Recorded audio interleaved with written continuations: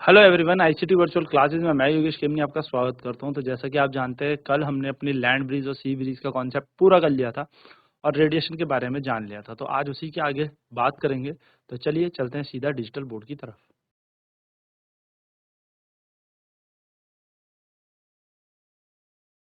सो यहाँ पे क्या है, देखो रेडिएशन हमने देखा था कि जब पायमा और पाल्देन फायर प्लेस यानी कि आग के पास बैठे हुए थे, जहाँ पर आग जलाई हुई थी, इन लोगों ने आग सेक रहे थे ये लोग, वहां पर इनको गर्मी लगने लगी। दे फील हॉट और वार्म। सो इनके ग्रैंडफादर इनको बताते हैं कि हीट ट्रांसफर हो रही है इन केस में, और वो ये बताते हैं कि जो हीट है वो डायरेक्टली कहाँ से आ रही है, आग से उनके पास आ रही है, यानी कि हॉट ऑब्जेक्ट से उनके पास आ रही है, जिसको उन्होंने रेडिएशन नाम दिया, जिस प्रोसेस को उन्होंने रेडिएशन नाम दिया। The heat of the sun reaches us through this process. और जो हीट है सन के पास, वो सन से रीच करती है हमारे पास इसी प्रक्रिया से, यानी कि विकिरण की प्रक्रिया से ही जो धूप से निकलने वाली रोशनी है या धूप है हमारे पास, वो पहुंचती है। Heat transfer by radiation does not require any medium. और रेडिएशन यानी कि जो हमारे पास कह सकते हो आप, जो ऊष्मा है जो विकिरण द्वारा हम तक आ रही है, इसको कोई माध्यम की आवश्यकता नहीं होती, मीडियम की रिक्वायरमेंट नहीं होती, यानी कि बिना मीडियम के भी ये हम तक पहुंच सकती है। ठीक है। So all object radiate heat. जितनी भी वस्तुएं हमारे आसपास हैं वो सारी की सारी वस्तुएं हीट रेडिएट करती है, उन सभी से ऊष्मा निकलती है। हमने देखा है किस तरीके से गर्म बर्तन अगर आप अपने सामने रखेंगे, है ना, तो उससे ऊष्मा निकलेगी, एक लंबे समय में वो ठंडा हो जाएगा, यानी कि कुछ देर अगर आप उसको बाहर रखोगे तो वो ठंडा हो जाएगा। Similarly what is the reason for it, इसके पीछे का कारण क्या है? तो जो हॉट यूटेंसिल है वो कूल हो जाता है जब उससे बहुत ज्यादा हीट निकले, रेडिएट करता है जब वो हीट को, तो वो ठंडा हो जाता है। ठीक है, तो हीट रेडिएट होती है, उससे हीट निकलती है, जिसके कारण वो ठंडा हो जाता है।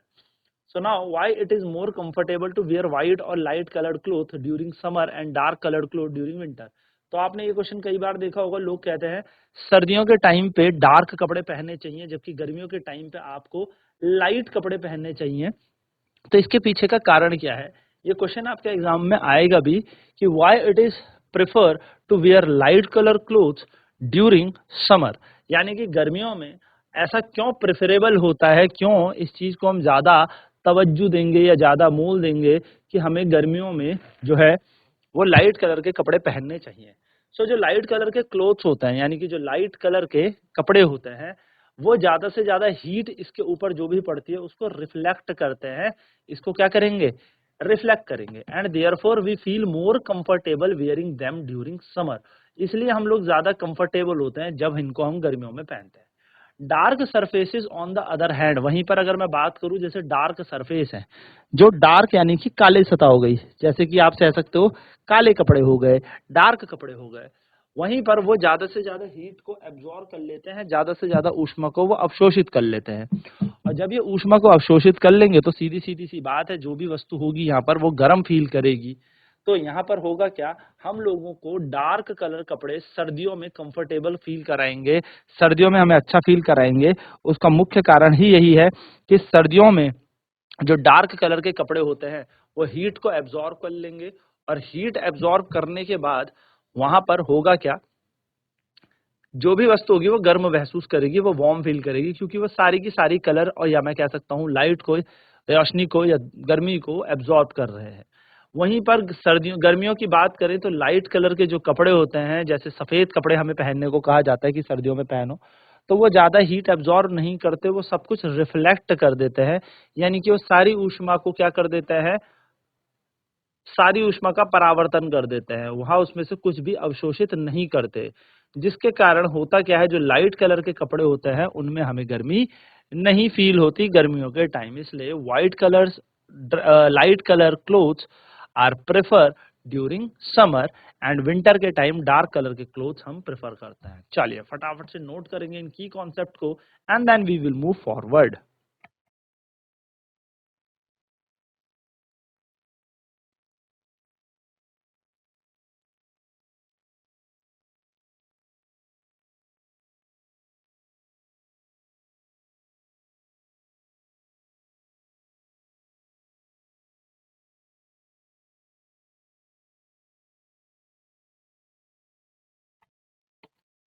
तो क्यों हम लाइट कलर के कपड़े पहनते हैं? तो लाइट कलर के कपड़े जो होते हैं वो कम से कम हीट एब्जॉर्ब करते हैं, तो जब वो कम हीट एब्जॉर्ब करेंगे तो रात्रि के समय यानी कि ड्यूरिंग नाइट हम लोगों को क्या होगा, ज़्यादा गर्मी फील, सॉरी नॉट रात्रि के टाइम, ड्यूरिंग समर यानी कि गर्मी के टाइम हमें क्या होगा, ज़्यादा गर्मी फील नहीं होगी क्योंकि वो हीट तो एब्जॉर्ब ही नहीं कर रहे। वहीं पर अगर हम बात करें सर्दियों में, अगर हम डार्क कलर के कपड़े पहनेंगे तो उससे होगा क्या, सर्दियों में वो ज़्यादा से ज़्यादा हीट को एब्जॉर्ब करेगा। एज अ रिजल्ट होगा क्या, जब ज़्यादा हीट एब्जॉर्ब होने लगेगी तो फिर वहां पर जब ज़्यादा हीट एब्जॉर्ब होगी तो जो भी कपड़े हमने पहने होंगे उनसे हमें कंफर्टेबल फील होगा, वो हमें वार्मर फील कराएंगे, गर्मी फील कराएंगे सर्दियों के टाइम। इसलिए डार्क कलर के कपड़े सर्दियों में पहने और लाइट कलर के कपड़े गर्मियों में पहने। ऐसे और भी उदाहरण हैं हमारे डे टू डे लाइफ में जहां पर हम कंडक्शन, कन्वेक्शन, रेडिएशन को फील करते हैं। यानी कि ऐसे और भी उदाहरण हैं जहां पे हम चालन, संवहन और किरण की प्रक्रियाओं का उपयोग करते हैं या देखते भी हैं। जैसे इसका एक उदाहरण है पानी का गर्म करना। Consider the case of water being heated up, यानी कि एक ऐसा है जहां पर पानी को गर्म किया जा रहा है। So let us identify the various ways which the pan and the water gate heated up. तो अलग अलग तरीके देखते हैं जहां पर पैन या उसके अंदर रखा हुआ पानी ये गर्म होता है। As the well as the warmth we feel around the flame and the hot pan. तो जैसा कि हमें पता है कि हमें क्या होता है, वाटर गर्म होगा तो हमें साथ साथ में क्या मिलेगा, जो फ्लेम है या फिर पैन है ये भी गर्म मिलेगा। तो हीट जो ट्रांसफर हुई है वो फ्लेम ने किसको की है, बर्तन को। यानी कि जब हमने आग जलाई तो आग से जितनी भी ऊष्मा थी वो कहाँ गई, वो बर्तन में चली गई। अब बर्तन में जाएगी, यूटेंसिल में जाएगी तो बर्तन गर्म हो जाएगा, तो कंडक्शन यानी कि चालन की प्रक्रिया से बर्तन गर्म हो जाएगा। Subsequently water in the utensil gets heated up by convection. अब हुआ क्या, बर्तन तो चलो कंडक्शन से गर्म हो गया, ठीक है। नेक्स्ट इसके अंदर रखा हुआ पानी, वो कन्वेक्शन यानी कि संवहन की प्रक्रिया से गर्म होने लगेगा। The warmth that we feel around the flame and the hot utensil is due to radiation. और गर्मी जो हमें फील होगी फ्लेम से या गर्म बर्तन से, वो क्यों फील होगी, क्योंकि अगर हम उसके आसपास रहेंगे तो हमें गर्मी फील होती है ना। वहां पर रेडिएशन यानी कि विकिरण की प्रक्रिया चलती है।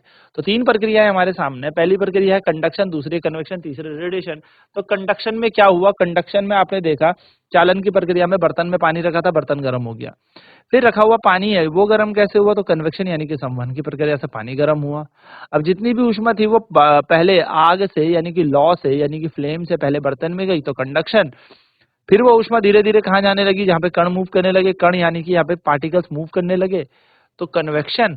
और कन्वेक्शन के बाद फिर क्या हुआ, तीसरा प्रोसेस, अगर हम लोगों को फील हो रहा है गरम गरम कि हमारे सामने कोई बर्तन रखा है या कुछ रखा है और वहां से हमें हीट मिल रही है, तो वो हो गया हमारा रेडिएशन। तो इस तरीके से बेसिकली कंडक्शन, कन्वेक्शन, रेडिएशन से हमने ये देखा कि हम अपने डे टू डे लाइफ में पानी गर्म जो होता है उसमें भी ये तीनों की तीनों चीजें देख सकते हैं।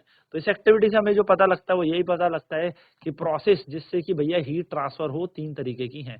यानी कि ऐसी तीन ही प्रक्रिया है जिससे ऊष्मा का क्या हो सकता है, संचारण हो सकता है। पहला है कंडक्शन, दूसरा कन्वेक्शन, तीसरा रेडिएशन यानी कि चालन, संवहन और विकिरण। सो कंडक्शन की अगर बात करेंगे तो गर्म वस्तु क्या करेगी, देखो इन कंडक्शन हीट जो है वो एक पार्टिकल के पास जाएगी, देन ये हीट ये पार्टिकल दूसरे पार्टिकल के पास जाके उसको हीट देके अपनी जगह पे वापस आ जाएगा, या उससे चिपके हुए पार्टिकल को ये हीट दे देगी। नेक्स्ट उससे चिपके हुए पे जाएगी, यानी कि यहाँ पे पार्टिकल मूव नहीं कर रहा, दूसरा एक कण दूसरे कण से जुड़ा है, दूसरा तीसरे से जुड़ा, तीसरा चौथे से, और इसी तरीके से क्या हो जा रहा है, ऊष्मा का यहाँ पर संचारण हो जा रहा है। कन्वेक्शन में क्या होता है, यहाँ पर पार्टिकल मूव करते हैं, यानी कि कण चलना शुरू करते हैं, और कण जब चलेंगे तो ऊपर और नीचे यानी कि बल्क से सरफेस की तरफ चलना शुरू करेंगे, और इस दौरान होगा क्या, इस दौरान जो कण मूव करते हैं उसमें पानी गर्म होता है। उसी तरीके से कंडक्शन, कन्वेक्शन जो है उसको मीडियम की आवश्यकता है, यानी कि माध्यम की बहुत ज्यादा जरूरत है। कंडक्शन बोल लो यानी कि चालन बोल लो, संवहन बोलो, इसको भैया हमेशा याद रखना, इसको हमेशा एक पार्ट मीडियम की आवश्यकता होती ही होती है, इसे माध्यम की आवश्यकता होती है। जबकि बात की जाए इन द केस ऑफ रेडिएशन, यानी कि अगर मैं बात करूं विकिरण की, तो हीट जो ट्रैवल होती है वो एक प्लेस से दूसरे की तरफ होती है। लेकिन विकिरण के केस में यानी कि रेडिएशन के केस में आपको कोई भी यहाँ पर मटेरियल मीडियम नहीं चाहिए, यानी कि मटेरियल पार्टिकल चाहिए ही नहीं। मटेरियल के बिना भी हीट यहाँ पर ट्रांसफर हो जाएगी, यानी कि बिना मीडियम के हीट यहाँ से ट्रांसफर होती है। चलिए फटाफट नोट डाउन करेंगे कंडक्शन, कन्वेक्शन, रेडिएशन के इन बेसिक्स प्रिंसिपल को या लॉस को, या आप कह सकते हो बेसिक मेथड्स को, एंड देन फिर हम बढ़ते हैं आगे।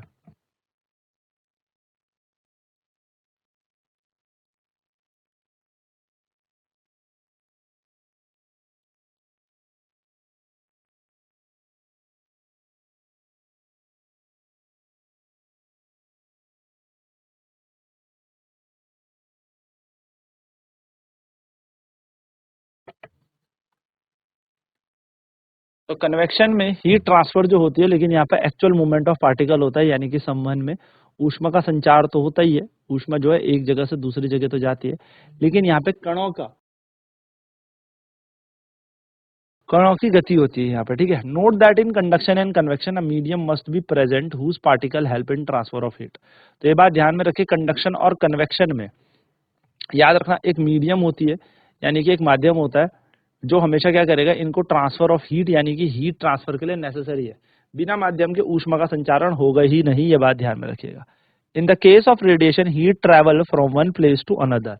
और याद रखिएगा इन केस ऑफ रेडिएशन यानी कि जब रेडिएशन होगी, विकिरण होगी, तो ऊष्मा जो चलती है उसमें कोई माध्यम की आवश्यकता नहीं होती, नो मीडियम इज रिक्वायर्ड, यानी कि बिना माध्यम के जो है ऊष्मा का संचार हो जाएगा, किसमें, रेडिएशन में, यानी कि विकिरण की प्रक्रिया में, ठीक है। तो ये छोटी छोटी सी चीजें याद रखनी है।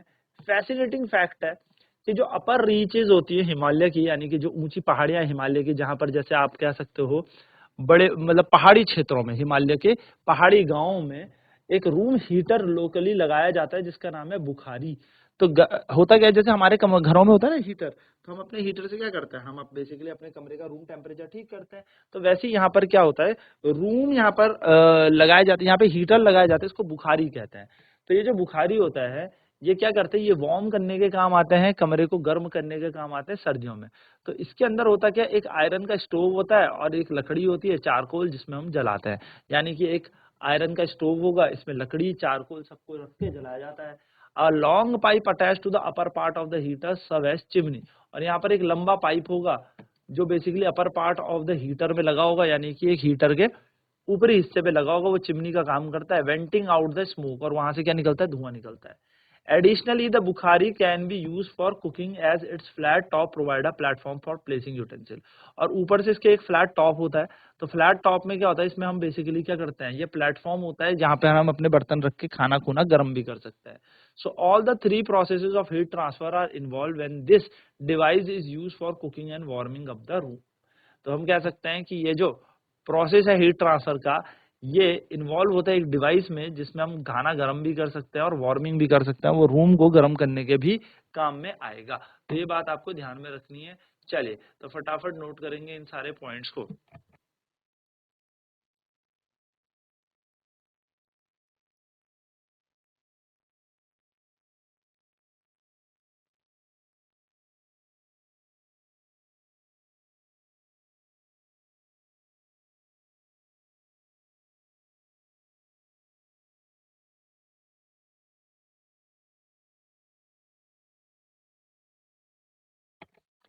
तो बुखारी बेसिकली हम यूज करते हैं हायर रीजन ऑफ हिमालय में, जिसमें क्या होता है, बुखारी एक तरीके का रूम हीटर है जिसमें बेसिकली चारकोल लकड़ी ये सब हम डालेंगे, जो ये जलेगा और कमरे को गर्म करेगा। इस पे धुआं ना आए कमरे के अंदर, तो एक छोटा सा क्या किया है, पाइप देके हमने इसको छत से बाहर कर दिया है इस सारे धुएं को, जिससे कि सारा का सारा धुआं आउटलेट वेंट आउट हो जाए।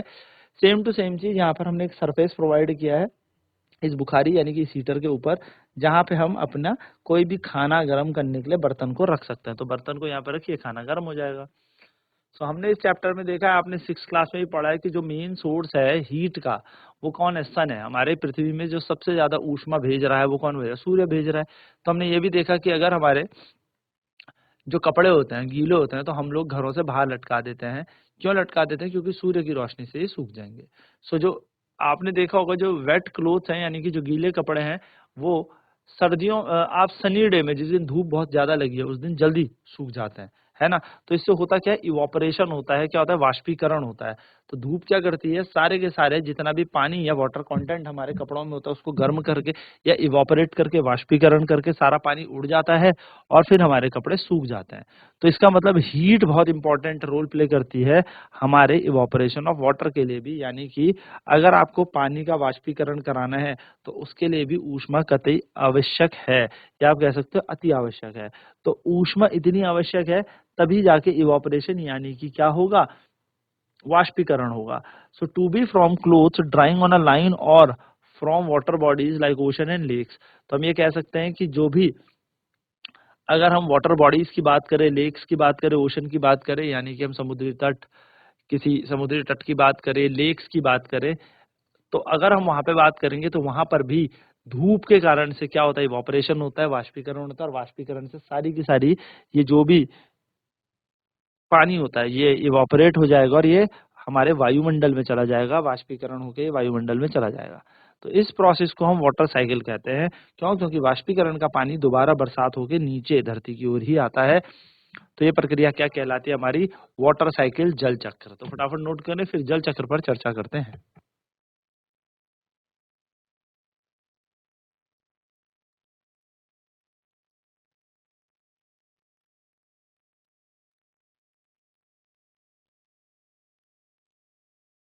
तो यहाँ पर हमने देखा कि किस तरीके से जो पानी धरती पे है वो आसमान में जाएगा और आसमान से वापस धरती की तरफ आएगा। इसको समझने के लिए हमें वाटर साइकिल समझनी है। लेकिन ये वाटर साइकिल से पहले हमने क्या देखा? हमने रेडिएशन देखा, कन्वेक्शन देखा, कंडक्शन देखा। अब आगे वाटर साइकिल यानी जल चक्र पर चर्चा करेंगे हम अगली क्लास पे। आज की क्लास में इतना ही। आईसीटी वर्चुअल क्लासेस में जुड़ने के लिए धन्यवाद। आपका दिन शुभ हो।